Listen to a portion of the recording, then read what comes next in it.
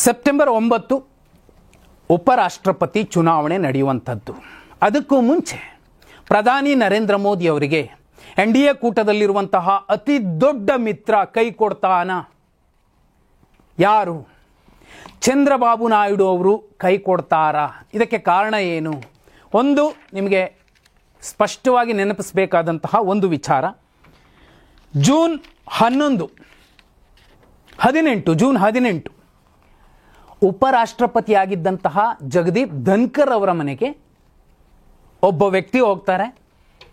ಆಂಧ್ರ ಪ್ರದೇಶದ ಸಚಿವರು, ಅವರ ಜೊತೆಯಲ್ಲಿ ಮಹತ್ವದ ಮಾತುಕತೆ ನಡೆಯುತ್ತೆ.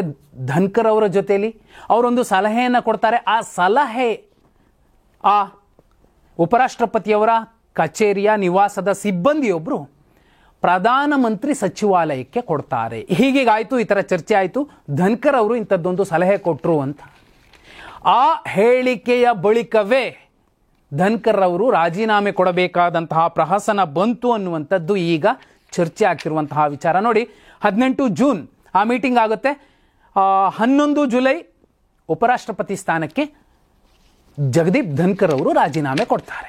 ಕಾರಣ ಏನು? ಪ್ರಧಾನಿ ನರೇಂದ್ರ ಮೋದಿ ಮತ್ತು ಕೇಂದ್ರ ಗೃಹ ಸಚಿವ ಅಮಿತ್ ಶಾ ಅವರು ಆ ಸಲಹೆ ಕೊಟ್ಟ ಕಾರಣಕ್ಕೆ ಮತ್ತು ಆ ಮಾತುಕತೆಗೆ ಬಹುದೊಡ್ಡ ಮತ್ತು ಗಂಭೀರವಾದಂತಹ ತೀವ್ರ ಕೋಪವನ್ನು ಮತ್ತು ವಾಗ್ದಾಳಿಯನ್ನು ಮಾಡಿದ್ರೋ ಏನೋ. ಆ ಕಾರಣಕ್ಕೋಸ್ಕರನೇ ಅವರು ಒಂದು ಮನಸ್ತಾಪದ ಕಾರಣಕ್ಕೆ ಅವರು ರಾಜೀನಾಮೆ ಕೊಟ್ಟರು ಅನ್ನುವಂಥದ್ದು ರಾಜಕೀಯ ವಲಯದಲ್ಲಿ ಚರ್ಚೆ ಆಗ್ತಿರುವಂತಹ ವಿಚಾರ. ಹಾಗಿದ್ರೆ ಏನು ಹೇಳಿದ್ರು? ಯಾರು ಅವರು? ಹೋಗಿದ್ದಂತಹ ವ್ಯಕ್ತಿ ಆಂಧ್ರ ಪ್ರದೇಶದ ಮಂತ್ರಿ ಚಂದ್ರಬಾಬು ನಾಯ್ಡು ಅವರ ಪುತ್ರ ನಾರಾ ಲೋಕೇಶ್ ಅವರು. ಆ ಸಂದರ್ಭದಲ್ಲಿ ವಿಪಕ್ಷಗಳನ್ನೂ ಕೂಡ ನಿಮ್ಮ ತಂದೆಯವ್ರಿಗೆ ಹೇಳಿ ಕಡೆಗಣಿಸಬೇಡಿ ಅನ್ನುವಂತಹ ಒಂದು ಸಲಹೆಯನ್ನು ಜಗದೀಪ್ ಧನ್ಕರ್ ಅವರು ಅವತ್ತು ಕೊಟ್ಟಿದ್ರು ಅನ್ನುವಂತಹ ಚರ್ಚೆ ನಡೀತಿದೆ. ಆದರೆ ಯಾಕೆ ಆ ಮಾತನ್ನು ಹೇಳಿದ್ರು? ಈಗ ಯಾಕೆ ಅದು ಬಹುದೊಡ್ಡ ಚರ್ಚೆ ಆಗ್ತಿದೆ? ಯಾಕಂದರೆ ಜಗದೀಪ್ ಧನ್ಕರ್ ಅವರು ರಾಜೀನಾಮೆ ಕೊಟ್ಟು ಬಂದ ಮೇಲೆ ಸುಮ್ಮನೆ ಕೂತಿಲ್ಲ, ಒಂದು ಶಪಥ ಮಾಡಿದ್ದಾರೆ. ಏನದು? ಸೆಪ್ಟೆಂಬರ್ 9 ಉಪರಾಷ್ಟ್ರಪತಿ ಚುನಾವಣೆ ನಡೆದರೆ NDA ಕೂಟದ ಅಭ್ಯರ್ಥಿ ಯಾವ ಕಾರಣಕ್ಕೂ ಕೂಡ ಗೆಲ್ಲಬಾರದು, ಅದಕ್ಕಾಗಿ ಏನು ಮಾಡಬೇಕು ಅಂತಹ ಪ್ರಯತ್ನಗಳನ್ನು ಅವರು ಮಾಡ್ತಿದ್ದಾರೆ ಅನ್ನುವಂಥದ್ದು ಕೂಡ ಬಹುಪಾಲು ರಾಷ್ಟ್ರೀಯ ಮಾಧ್ಯಮಗಳಲ್ಲಿ ಚರ್ಚೆ ಆಗ್ತಿರುವಂತಹ ವಿಚಾರ. ಏನು ಮಾಡಬಹುದು ಒಬ್ಬ ಜಗದೀಪ್ ಧನ್ಕರ್ ಅವರು ಮನಸ್ಸು ಮಾಡಿದ್ರೆ? ನೋಡಿ, ಈಗ ರಾಹುಲ್ ಗಾಂಧಿ ಅವರ ಜೊತೆಯಲ್ಲಿ ಚಂದ್ರಬಾಬು ನಾಯ್ಡು ಅವರ ಒಂದು ಸಖ್ಯ ಬೆಳೀತಿದೆ ಸೈಲೆಂಟ್ ಆಗಿ. ಅದು ಹೇಗೆ? ಇದೇ ಚಂದ್ರಬಾಬು ನಾಯ್ಡು ಅವರ ಶಿಷ್ಯ, ದಕ್ಷಿಣ ಭಾರತದ ಪ್ರಭಾವಿ ಕಾಂಗ್ರೆಸ್ ಮುಖ್ಯಮಂತ್ರಿಗಳ ಪೈಕಿ ಒಬ್ಬರಾಗಿರುವಂತಹ ರೇವಂತ್ ರೆಡ್ಡಿ ಅವರು ಇಬ್ಬರನ್ನ ಸಂಪರ್ಕಿಸುವ ಟೆಲಿಫೋನ್ ಕನೆಕ್ಟರ್ ಆಗಿ ಕೆಲಸ ಮಾಡ್ತಿದ್ದಾರೆ. ಯಾರ್ಯಾರಿಗೆ? ಚಂದ್ರಬಾಬು ನಾಯ್ಡು ಅವರಿಗೆ ಮತ್ತು ರಾಹುಲ್ ಗಾಂಧಿ ಅವರಿಗೆ. ಈ ಸಲದ ಸೆಪ್ಟೆಂಬರ್ 9 ಉಪರಾಷ್ಟ್ರಪತಿ ಚುನಾವಣೆಯ ಬಗ್ಗೆ BJP ಕೂಡ ತುಂಬ ಸೀರಿಯಸ್ ಆಗಿ ತಗೊಂಡಿದೆ. ಮೈ ಮರೆತು ಕೂರುವಂತಿಲ್ಲ. ಯಾಕಂದರೆ ಸಂವಿಧಾನದ ಕ್ಲಬ್ ಚುನಾವಣೆ ಏನಾಯಿತು ಆಗಸ್ಟ್ 13 ಅವತ್ತು ಅಮಿತ್ ಶಾ ಅವರ ಅಭ್ಯರ್ಥಿ ಬಾಲ್ಯನ್ ಅವರು 103 ಮತಗಳ ಅಂತರದಿಂದ ಸೋಲಬೇಕಾಯಿತು. ನಮ್ಮವರೇ ಬಿಡು, 423 ಮತಗಳಿದ್ದಾವೆ, ಉಪರಾಷ್ಟ್ರಪತಿ ಚುನಾವಣೆಯಲ್ಲಿ ನಮಗೇ ಮತ ಹಾಕ್ತಾರೆ ಅಂತ ಮೈಮರೆತು ಕೂರುವಂತಿಲ್ಲ. ಯಾಕಂದರೆ ಇಲ್ಲಿ ಸಾಕಷ್ಟು ಬೆಳವಣಿಗೆಗಳು ನಡೀತಿವೆ.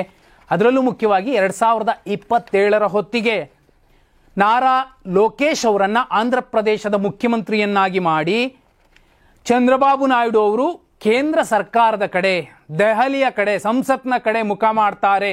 ಅಲ್ಲಿ ಮಹತ್ವದ ಒಂದು ಹುದ್ದೆಯನ್ನು ನಿಭಾಯಿಸಬೇಕು ಅನ್ನುವಂತಹ ಮಹತ್ವಾಕಾಂಕ್ಷೆಯಿಂದ ಹೊರಡ್ತಿದ್ದಾರೆ ಅನ್ನೋ ಲೆಕ್ಕಾಚಾರಗಳ ಮಧ್ಯೆಯೇ ಇವತ್ತಿನ ಅತಂತ್ರ ಸ್ಥಿತಿಯನ್ನು ನೋಡಿದ್ರೆ 16 ಸ್ಥಾನಗಳನ್ನು ಗೆದ್ದಿದ್ದಂತಹ ಈ ಹಿಂದಿನ ದಕ್ಷಿಣ ಭಾರತದ ಕನ್ನಡಿಗ ಪ್ರಧಾನಿ ಪಟ್ಟಕ್ಕೆ ಹೇಗೆ ಹೋಗಿ ಕೂತ್ರೋ ಅದೇ ರೀತಿಯಲ್ಲಿ ಎಲ್ಲೋ ಒಂದು ಕಡೆ ಚಂದ್ರಬಾಬು ನಾಯ್ಡು ಅವರು ಕೂಡ ಇಂಡಿಯಾ ಕೂಟಕ್ಕೆ ಬೆಂಬಲಿಸುವ ಮೂಲಕ ಪ್ರಧಾನಿಯ ಸ್ಥಾನದಲ್ಲಿ ವಿಜೃಂಭಿಸುವಂತಹ ಪ್ರಯತ್ನಗಳಿಗೆ ಕೈ ಹಾಕಿದ್ದಾರಾ?